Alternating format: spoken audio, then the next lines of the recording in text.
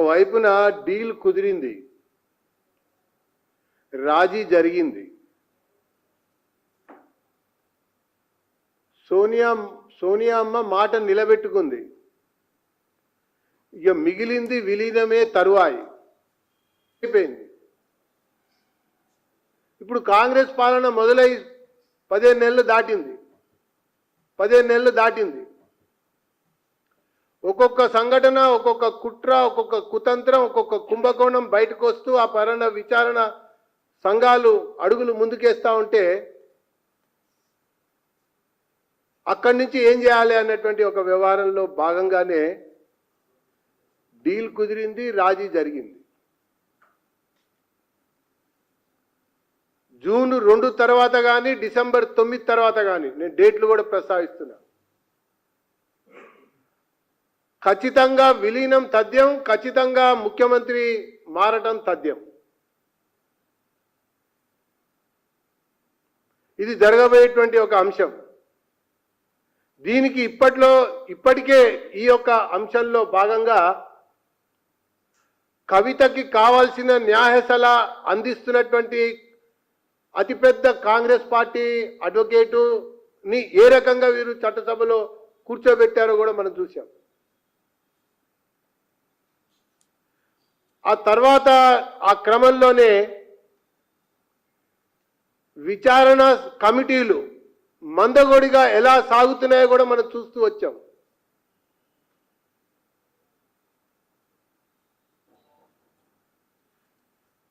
ఇది ఒకవైపున కనబడుతున్నటువంటి దృశ్యం. ఇంకొక వైపుకి వెళ్తే అప్పటి 10 సంవత్సరాల పాలనలో, ఇప్పటి 15 మాసాల యొక్క పాలనలో సంక్షేమ పథకాల యొక్క అమలు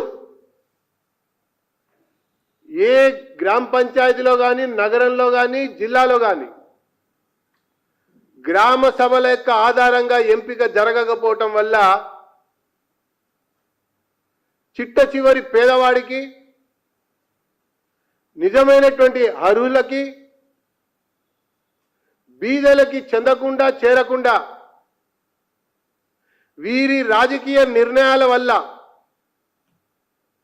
అప్పుడు వాళ్ళకి చెందిన వాళ్ళకే దక్కింది, ఇప్పుడు కూడా వీళ్ళకి చెందిన వాళ్ళకే దక్కుతోంది.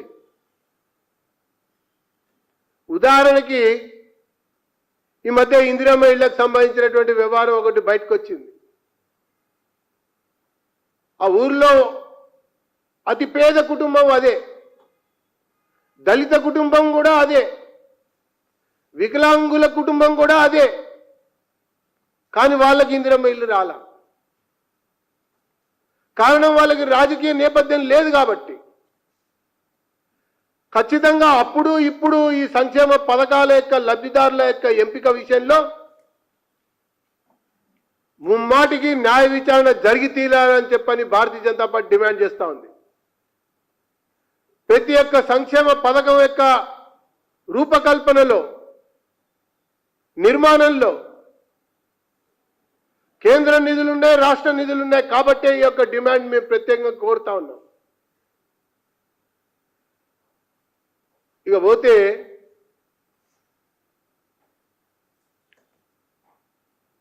ఆపరేషన్ సింధూర్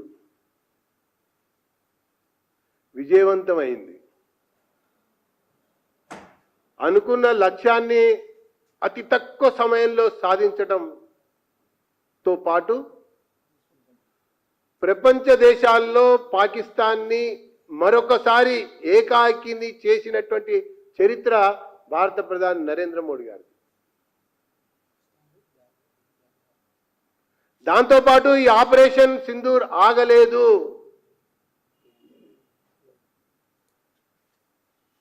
ఈ తూటాకి మిసైల్తో సమాధానం చెప్తామని ప్రధానమంత్రి స్వయంగా నిన్న ఒక ఆర్మీ విమానాశ్రయాన్ని సందర్శించి ప్రస్తావించినటువంటి ఒక అంశం. ఒకవైపున ఇది కనబడతా ఉంటే, ఇది మనం చూస్తూ ఉంటే ప్రపంచ దేశాలు కూడా భారత్కి బాసటగా నిలుస్తూ ఉంటే, ఈ భారతదేశంలో ఉన్నటువంటి కమ్యూనిస్ట్ పార్టీలు మొక్కుబడిగా మొట్టికాయలు కొట్టినట్టుగా ఉగ్రవాదాన్ని తప్పుపట్టారే కానీ ఇంతవరకు ఒక్కసారి కూడా కమ్యూనిస్టుల చరిత్రలో, కమ్యూనిస్టుల యొక్క సమావేశాల్లో, కౌన్సిల్ సమావేశాల్లో కూడా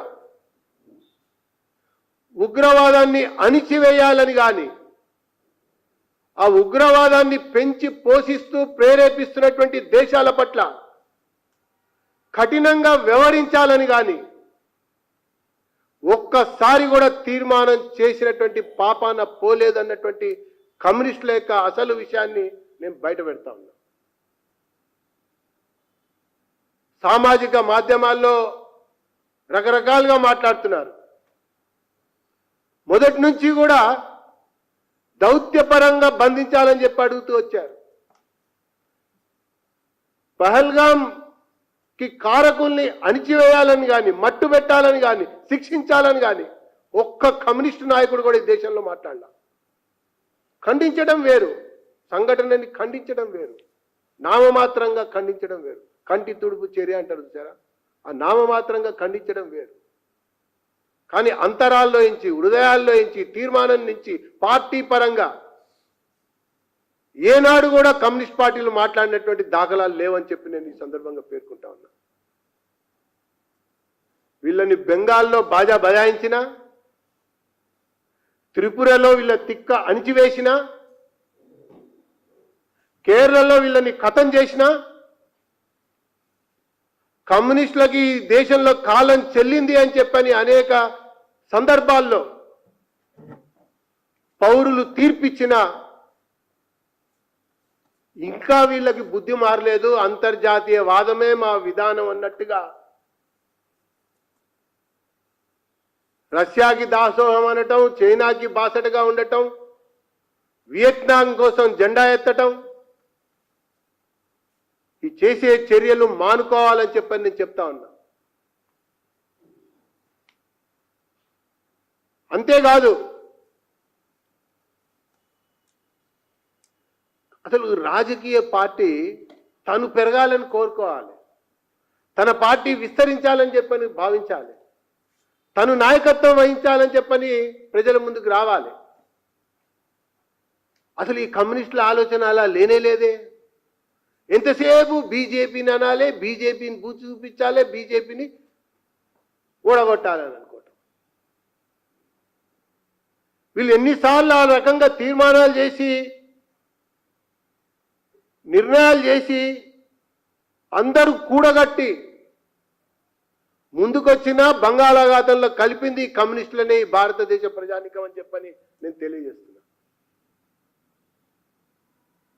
అటు అవాకులు చవాకులు పేలటం మానండి. మీ సామాజిక మాధ్యమాల్లో భారత్ మాతాకి జై అనండి. ఈ ఉగ్రవాదాన్ని మట్టుబెట్టమని తీర్మానించండి. అంతర్జాతీయ వాదాన్ని వీడి ప్రధాన జాతీయ జీవన స్రవంతిలో కలవండి. ఒకవైపున దేశమంతా కూడా ఉగ్రవాదాన్ని మట్టుబెట్టడం కొరకు ముందడుగు వేయాలని చెప్పని కోరుతా ఉంటే,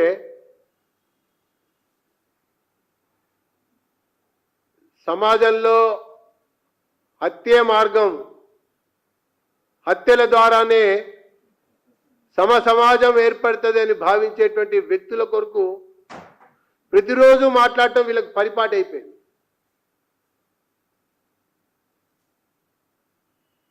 అటు కాలం చెల్లిన కమ్యూనిజానికి ఇక ఈ దేశంలో స్థానం లేదు అన్నది రోజు రోజుకి అర్థమవుతున్నటువంటి అంశం అని చెప్పని పేర్కొంటూ, యావత్ భారతదేశం అంతా కూడా అటక్ నుంచి కాశ్మీర్, కటక్ వరకు, అటక్ నుంచి కటక్ వరకు, కాశ్మీర్ నుంచి కన్యాకుమారి వరకు, irrespective of caste, creed, region, religion, India is one, will be one, shall be one అని భావించే ప్రతి పౌరుడు కూడా ఈ తిరంగా యాత్రలలో పాల్గొనబోతా ఉన్నారు. పాల్గొనాలని చెప్పని మేము ఆహ్వానిస్తున్నామని చెప్పని తెలియజేస్తున్నాం.